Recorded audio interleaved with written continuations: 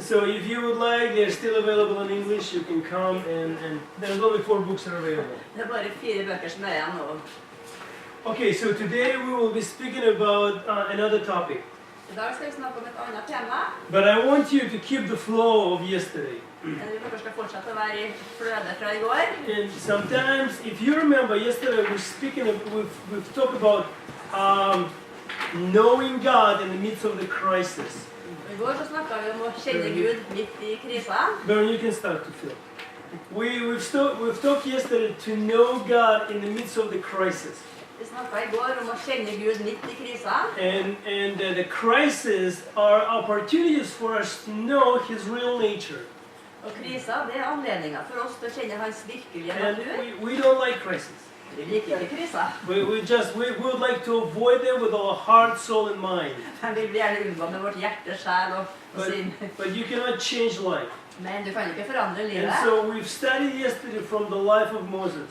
Så vi studerte I går ut fra Moses' liv. How he managed his crisis. Hvordan han hanskes med krisa. And how God answered his prayer and revealed his nature.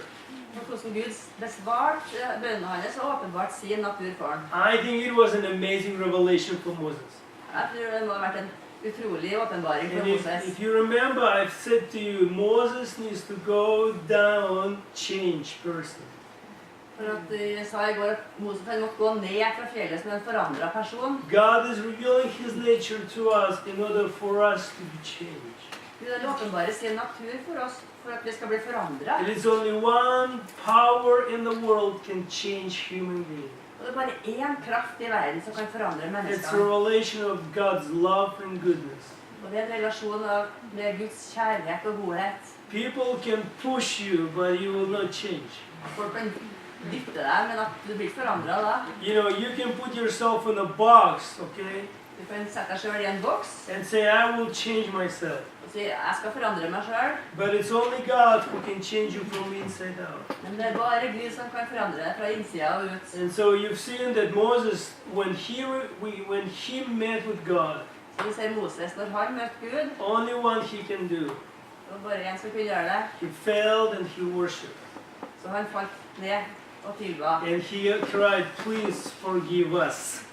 Og han ropte, vær så snill å tilgi oss. He didn't say forgive me, forgive Han us. sa ikke tilgi meg, men tilgi oss. And so then we've seen that in the ministry of Yeshua, Så vi ser det I tjenesten til Jeshua, the primary goal, at det hovedmålet, of course, it was to provide a final, ultimate sacrifice for us. det var selvfølgelig å bringe frem et endelig ultimat offer for oss. You know, Son of God came voluntarily to leave his life down for us. For Guds sønn han kom frivillig for å legge sitt liv ned for oss. But during his ministry on earth, Men under hans tjeneste på during jorda, his time with his disciples, you remember we left yesterday. under tida sammen med disiplene hennes, så husker vi flira I går. You know, what was the purpose of Yeshua? Hva var hensikten til Jeshua? To reveal the nature of the Father.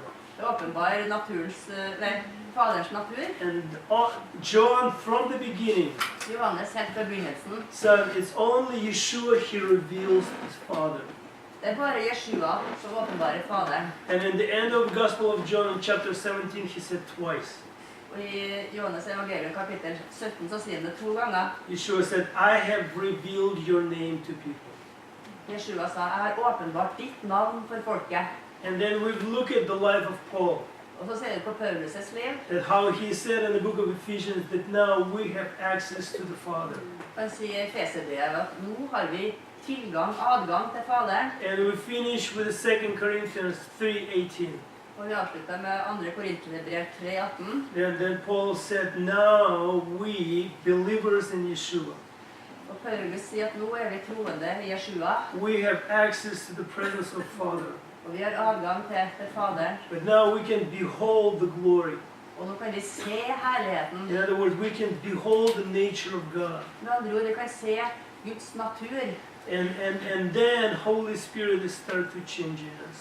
Og så begynner Den hellige ånd å forandre oss. So you cannot walk with God and not be changed. Så du kan ikke vandre med Gud og ikke bli forandret. Yes. You cannot walk with God, have encounters with Him, and still be a rude person. Du kan ikke vandre med Gud og ha kontakt med han og fortsatt være You en cannot have meetings with God. uforskammet person. You cannot have meetings with God and don't understand the areas of bitterness in your life. Du kan ikke vandre med Gud og ikke forstå områdene av bitterhet i livet ditt. You can put a super new spirituality upon yourself. Du kan ha en superny åndelighet over deg selv. You can be swept with a moda in Christianity, whatever it is. Og du kan bli dratt bort med av kristenheten, eller hva det nå er. But if you don't have a personal, daily prayer life with God, Men hvis du ikke har et personlig, daglig bønneliv med Gud, and if you don't have a hunger to know who He is, og hvis du ikke har en hunger etter å vite hvem han er, what's the purpose of life? hva er da meningen med livet? And I finished yesterday with this point, Og avsluttet i går med dette punktet. that we're praying to God, At vi ber til Gud, and from the place of prayer, og fra det stedet av bønn, we're coming with the nature of God inside of us, så kommer vi med Guds natur på innsida av in oss, order to show the Father to other people. for å kunne vise Faderen til andre. Do you remember this challenge yesterday? Husker dere utfordringen i går? So prayer it's a divine exchange. Så bønn, det er en guddommelig utveksling. You coming with all your problems, with all your stories, Du kommer med alle problemene dine og alle historiene dine, and it's good. og det er bra. You need to come before God and confess sin in your life. Og du trenger å komme inn for Gud og bekjenne synd i livet ditt. But then don't stop there. Men ikke stopp deg. Take courage from the place of prayer Ta mot ifra det stedet av bønn. and take some of God's characteristics and show it to people. Og ta noen av Guds karakteristikker og vise dem til folket. So that was yesterday. Og det var i går. Do you remember that? Husker dere det? Okay, so today we want to continue in the same flow. Så i dag skal vi fortsette i det samme flødet. And so I've lived in Israel for 20 years. Jeg har bodd i Israel i 20 år. And almost 13 years I'm living in Haifa. Og i nesten 13 år så har jeg bodd i Haifa. And so the city that's located in Mount Carmel. I en by som er plassert på Karmelfjellet. So for us in our congregation, the story of the prophet Elijah is very close. Så for oss så er historien om profeten Elias veldig nær. That's our story, let's put it this way. Ja, det er vår historie. And so today I would like to share with you briefly about Elijah. Så i dag vil jeg dele kort med dere om Elias. But bear this in mind, Men husk på det her, like Moses, som Moses, when God called him to be a leader, når Gud kalte ham til å være en leder, Moses had revelation about God. Moses han hadde åpenbaring om Gud, But it was not enough for him to continue to lead people. men det var ikke nok for han kunne fortsette å lede folket. You hear me what I'm saying? Hører dere hva jeg sier? So God is revealing himself to us Så Gud har åpenbaret seg selv til oss, every season in our lives. enhver tid i livet vårt. A new facet of God's character we need to know. Vi trenger å kjenne en ny del av Guds karakter. And so the same with Moses, the same with Elijah. Sammen med Moses og også sammen med Elias. Because Elijah, being called by God an interesting time. For Elias han ble kalt av Gud på en interessant tid. Now I would like to ask you a question. Jeg vil spørre dere et spørsmål. When you think about prophet Elijah, Når dere tenker på profeten Elias, what first comes to your mind? hva er det første som dere tenker på? Please answer me. Svar meg.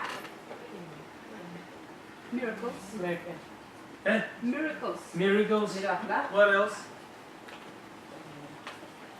Elijah. Jezebel. Of course. Elijah. What do you think? That's the story. What comes to your imagination? What comes to your mind? Brave. Brave. Modig. Excellent. He knew God, but he still ran away He knew God and he still ran away from who? from Jezebel. From angry woman. Incorrect. Read the Bible the way it's written. From angry woman. Han kjente Gud, men han likevel så sprang han unna fra en sint dame.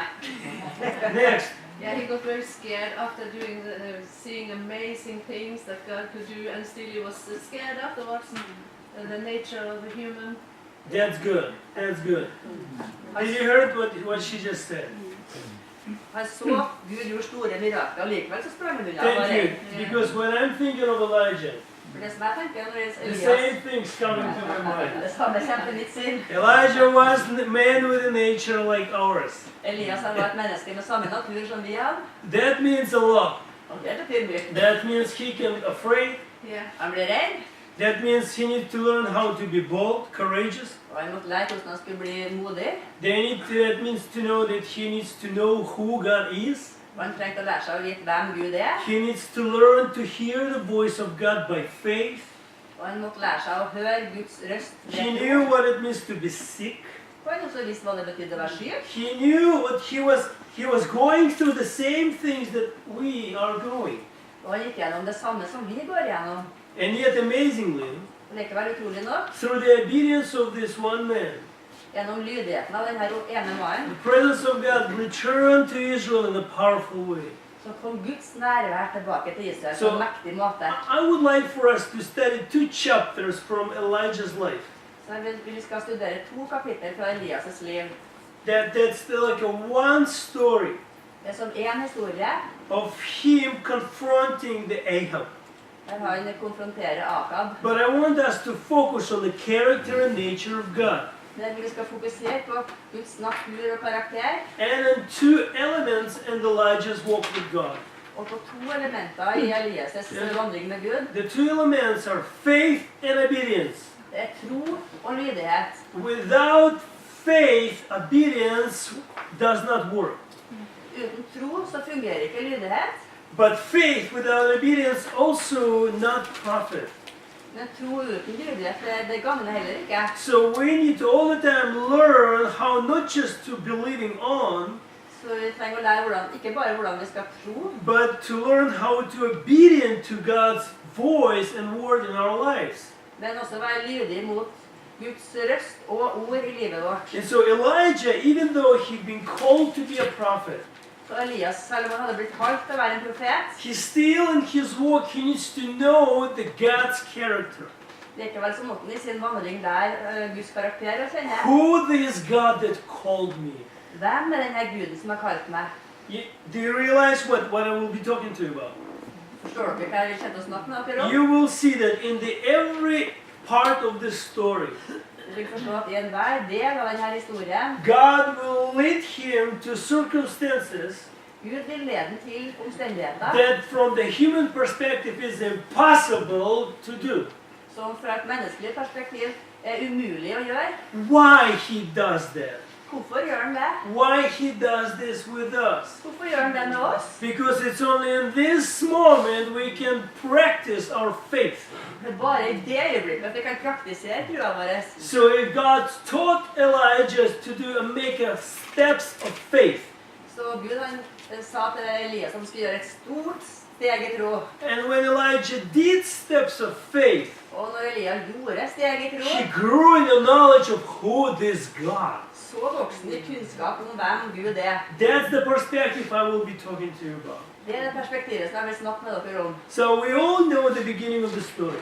Så vi kjenner alle begynnelsen av historien. In the 1 Kings chapter 17, I første kongebok 17, out of nowhere, ut fra ingen steder, this man Elijah appears. så kommer denne mannen And Elias, he speaks to this king. og han taler til denne kongen. He said there's going to be no dew, no rain, Det kommer ikke til å være noe dugg og ikke noe regn, only when I said so.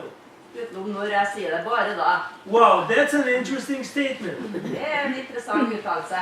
Why Elijah said this? Hvorfor sa Elias det? Because we know that Ahab was the worst king in Israel. For vi vet at Akab var den verste kongen i Israel. What was his problem? Hva var problemet hans? His major problem was Hans hovedproblem var that he replaced the official religion and worship of Yahweh han erstattet den offisielle religionen, tilbedelsen av Yahweh. that people will worship Baal and Ashtoreth instead of Yahweh. Og han ville i stedet at folk skulle tilbe Baal og Astarte. In other words, now people are paying taxes to this to the government, Med andre ord, folket betaler skatt til regjeringen. and government is paying the false prophets of this religion. Og regjeringen, de betaler de falske profetene i denne religionen. In other words, almost the whole country involved in this idolatry. Nesten hele landet er involvert i denne avgudsdyrkelsen. And here comes Elijah. Og her kommer Elias. That his name, Eliyahu, means Yahweh is my God. Og navnet betyr Yahweh er min Gud.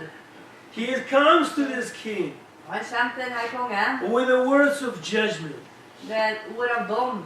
Because in the Old Testament, For i det gamle testamentet God said when Israel will be disobedient, så sa Gud at når Israel blir as ulydig, as a sign of my judgment, som et tegn på min dom, I will shut down the heavens, så skal jeg stenge himmelen, and you will not have rain. og dere kommer ikke til å ha regn. But here Elijah said even worse.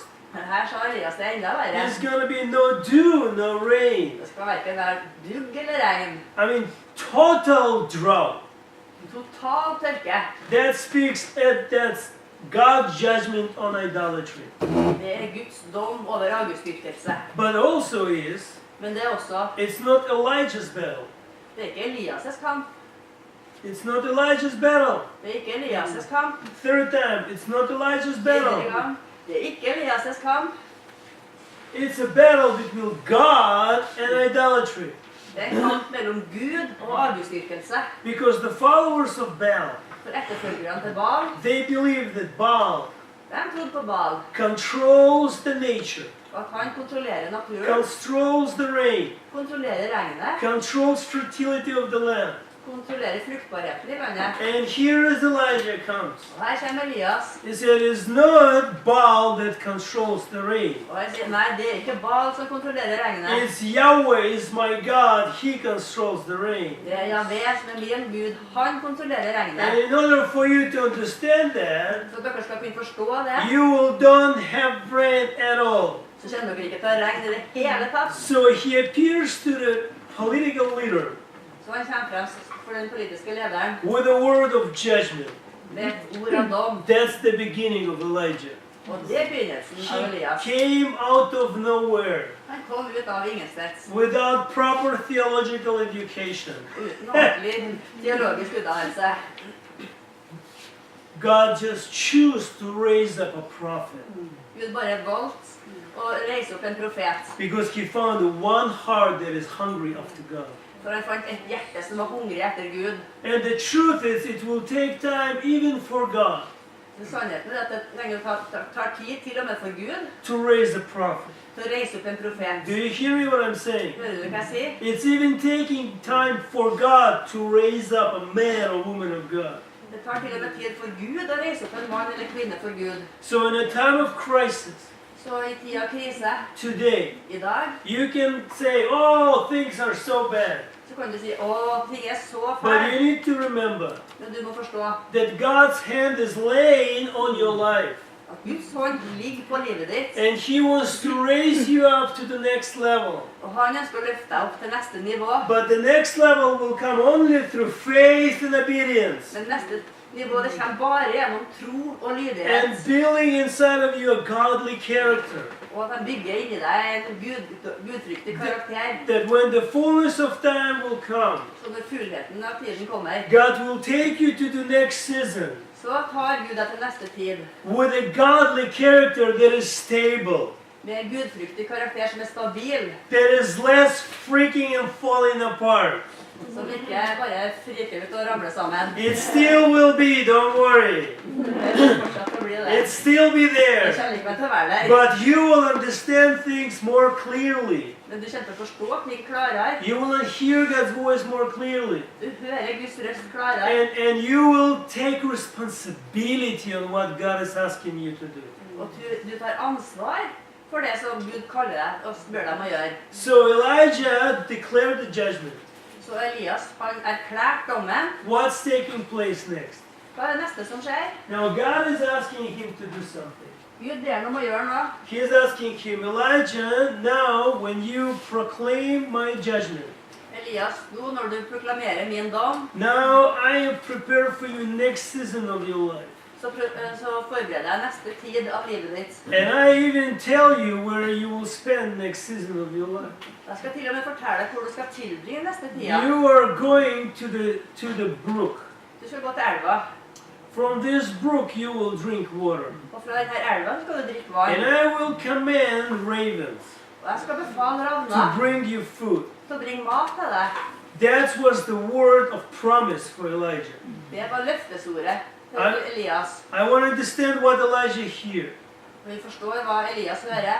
God said to him, Gud sa til ham, leave this place now, forlat dette stedet nå, because you need to go to the next season. for du må gå til neste tida. And in the next season, the most important thing in your life will be Og det viktigste i livet ditt vil da være to know who am I. å vite hvem jeg er. Do you hear me what it says here? Hører du hva jeg sier? So what Elijah did, Så det Elias gjorde, thus he said, no, I cannot go. I'm a prophet. I need to speak here, everybody. nei, jeg er en profet, jeg er nødt til å være her, jeg skal jo ta til I det need to samme. make a reformation in this place. Jeg skal ordne reformasjon her på det stedet. They need to return to the real biblical thinking. Og jeg må komme tilbake til den ekte bibelske tenkningen. God is saying, you're just my servant.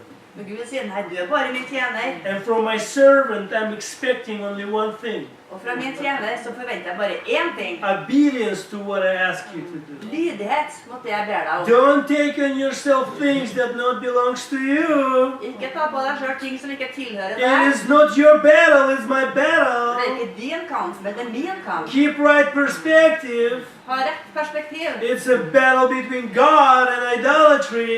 Det er en kamp mellom Gud og avgudsdyrkelse. You need to hide yourself. Nå trenger du å gjemme deg. You need to practice humility. Og du trenger å praktisere ydmykhet. And so what Elijah did, Så hva gjorde Elias? the Bible tells us that he went the way that God asked him to do. Bibelen sier at han gjorde det som Gud sa han skulle gjøre. And when he arrived to this destination, Og når han kom til det stedet, wow, there's a brook with clean, fresh water. der var det jo en elv med rent og friskt vann. And there's ravens, like God said to me, they're bringing food. Og det ravna der som Gud sa til meg som bringer mat. What Elijah learned at the brook of Cherith. Hva var det Elias lærte på den bekken? What he learned through obedience to God's voice. Hva lærer vi gjennom lydighet mot Guds He ord? learned a very important characteristic of his God. Han lærte en veldig viktig karakteristikk av hans Because Gud. when God is calling me to do something, For når Gud kaller meg til å gjøre noe, and when I'm obedient to what He asking me to do, og når jeg er lydig mot det han ber meg om, He will always provide my needs. så vil han alltid sørge for behovene It mine. will not be according to what I want. Det er ikke ifølge det jeg vil, It will be according to what I need. men ifølge det jeg trenger. And so when he arrived to the brook, Så når jeg kom til bekken, something clicked in Elijah's mind. så var det noe som klikket i hans My liv. God is the source of all my needs. Min Gud, han er kilden til alle mine behov. And I can trust this God. Og jeg kan stole på denne Guden. You see, Elijah needed to move to the next season with God. Elias han trengte å bevege seg til neste årstida med Gud. In order to understand that God has power to provide For han kunne forstå det at Gud han hadde kraft til å forsørge from the sources that Elijah don't even think about it. fra kilder som Elias ikke engang hadde tenkt på. That's an amazing revelation. Og det er en utrolig åpenbaring. And when I'm looking at this brook, Og når jeg ser på denne elva, this stream of water, strømmen av vann, you know, I'm taking this symbolically sometimes. noen ganger så tar jeg det symbolisk. Only sometimes. Bare noen ganger. It's a picture of a deep relationship with God in the Spirit. Det er et bilde på et dyp relasjon med Gud i ånden. He want to take us into a place of rest. Han vil ta oss til et sted av hvile. He want to take us to the place of trust. Han vil ta oss til et sted av tillit. That's the miracle of our faith. Og det er miraklet i vår tro. Our faith can give us an energy, let's put word energy, Vår tro kan gi oss energi, or ability eller evne, to continue to walk, to fight the battle. til å fortsette å vandre og kjempe So kampen. we know faith has aggressive element. Så vi vet at tro det har et aggressivt element. It means it's believing on. Det fortsetter å tro. You believed yesterday, good, but now today.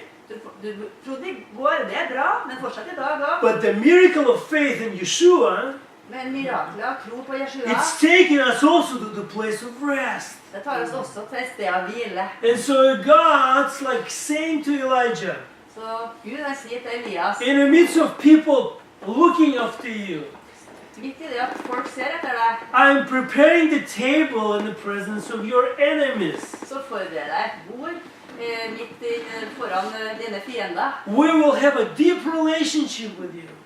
Jeg vil ha et dyp relasjon med And deg. you will understand more and more who am I.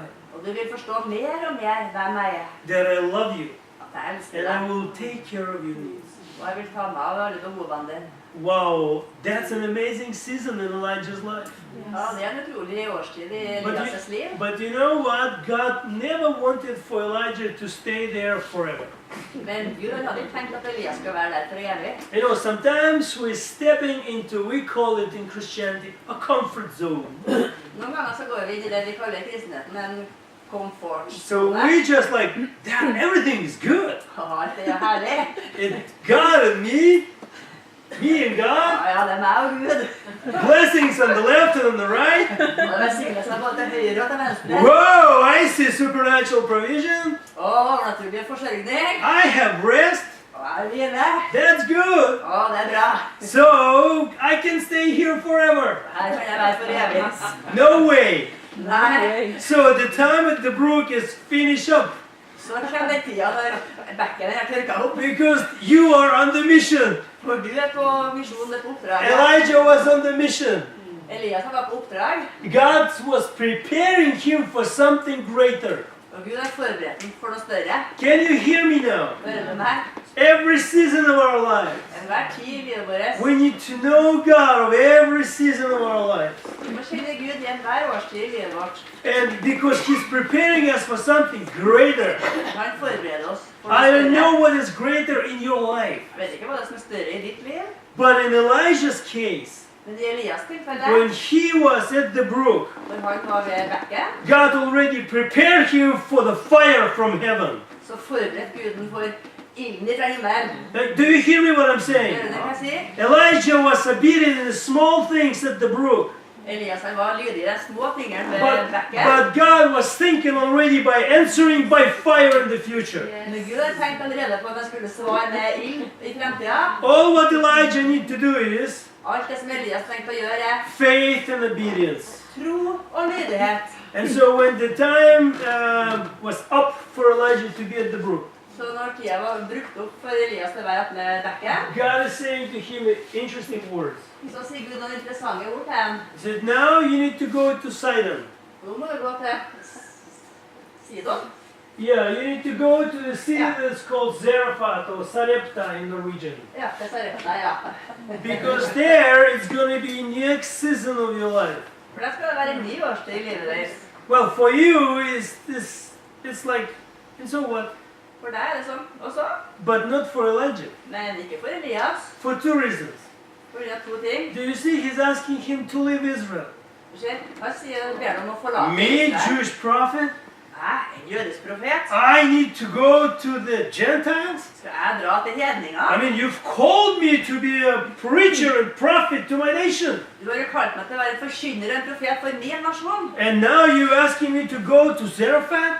Og nå ber du at jeg skal gå til Sarepta. Actually, Zarephath was one of the centers of worshiping Baal. Og det var et av stedene for Baal-tilbedelsen.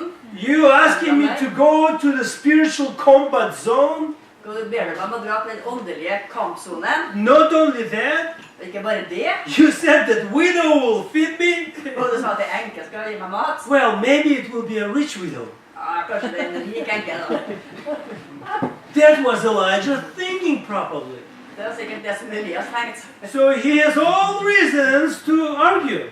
Så han har hver grunn til å argumentere med. But the Bible tells us that he left as God said to him. Men Bibelen sier at han gikk dit Gud sa til ham. You know, Elijah understood that the time at the brook is finishing up. Elias han forstod at den tida ved bekken den var avsluttet. I need to move on. Og jeg trenger å fortsette. And when God said to him Og når Gud sa til ham, something that Elijah did not expect to hear, noe som Elias ikke forventet å do høre, you know that in our prayer life, du vet i bønnelivet vårt, sometimes we can manipulate? noen ganger så kan vi manipulere. Yes, we don't like to hear what God's saying to us. Vi liker ikke å høre det som Gud sier til oss. Sometimes God needs to put his hand in our mouth and listen. Noen ganger trenger Gud å legge hånda på munnen vår og si, hør! That's sometimes because we're trying to avoid what God is asking us to do. Og vi prøver å unngå å gjøre det som Gud ber oss om.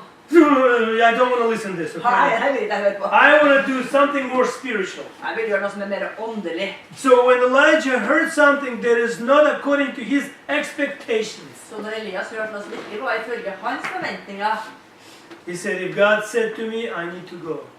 han sa, men hvis Gud sa det, så må jeg gjøre det. Why? Hvorfor? Why? Hvorfor? Because he learned something at the brook. For at han lærte noe ved bekken. And widows in the ancient Middle East, Og enka i det gamle Midtøsten, in the time of crisis, they were the first one who was affected by crisis. i tida av krise, så var de den første som ble påvirket av krisene. They were poor and don't have money. De var fattige og hadde ikke penger. And so when Elijah heard that widow will provide, Så når Elias hørte at det var en enke som skulle forsørge, he just learned that God provides supernaturally for him food. så lærte han jo noe at Gud han forsørger overnaturlig. So he is ready to leave his comfort zone, Så han klar til å forlate komfortsonen sin. knowing that when he is obedient, God will take care of him. Og han visste at når han lydig, så tar Gud vare på ham. And now he will take care of the widow. Nå vil han også ta vare på enka. And so he arrived to the city, Så han kom til byen, and he meets this woman. og så møter denne kvinna. And she was so poor Og hun var så fattig, that she was picking up the woods from the ground så hun plukket opp trestbiter fra to make bakken some fire at her home. for å lage en ild hjemme. She didn't have money to order a truck with a good wood. Hun hadde ikke penger til å leie en lastebil med bra tre. She needs to do everything by herself. Hun måtte gjøre alt selv. And so when Elijah sees her, Så når Elias ser henne, he said to her, can you bring me a cup of water? så sier han, kan du gi meg en kopp vann? And as she goes to bring him a cup of water, Og når jeg går for å gi henne en kopp vann, he said, can you bring me something to eat? så sier han, kan du gi meg noe å spise? And that was beyond her ability. Men det var utenfor det hun kunne gjøre. She stopped, Hun stopper, she looked at him, hun ser på ham, she said, I have only for one meal food. og han var bare på ett måltid. After that, me and my son will die. Etter det skal jeg og sønnen min dø. But Elijah, Men Elias he knew that if God sent it to him, visste at Gud sendte den til ham. he will provide for him. Og da ville han også forsørge. He speak prophetic word. Og han taler et profetisk ord. He said there's always will be oil and the flour. Det vil alltid være nok olje og mel. And she believed. Og hun gjorde det. He received the prophet, received the reward of the prophet. Så hun mottok en profets lønn. It's not me who said that. Det er ikke jeg som sa det. It's Yeshua who said that. Det er Jeshua som sa det. You see, prophetic ministry is important. Du ser, profetisk tjeneste, det er viktig. We need to cultivate the culture of the prophetic. Vi trenger å kultivere kulturen av det profetiske. And so when she believed, Så når Gud trodde, it just opening the doors for God's provision for her. så åpnet han døra til Guds forsørgning for hun. Just opening the door for her. Åpnet døra for henne. And they start to live together. Og så begynte de å bo sammen. I call it Elijah's home group. Jeg kaller det Elias' hjemmegruppe, husgruppe. A Jewish prophet, Jødisk profet, a Gentile widow, en hedensk enke and her son. og sønnen. No prayer and worship group. Og ingen bønner og lovgivningsgruppe. No intercessors and elders. Ingen forberedere og eldste. 3 of them. Det var 3. The question is why God sent him to Zarephath. Men spørsmålet er, hvorfor sendte Gud han til Sarepta? Why Zarephath? Hvorfor Sarepta? Why not another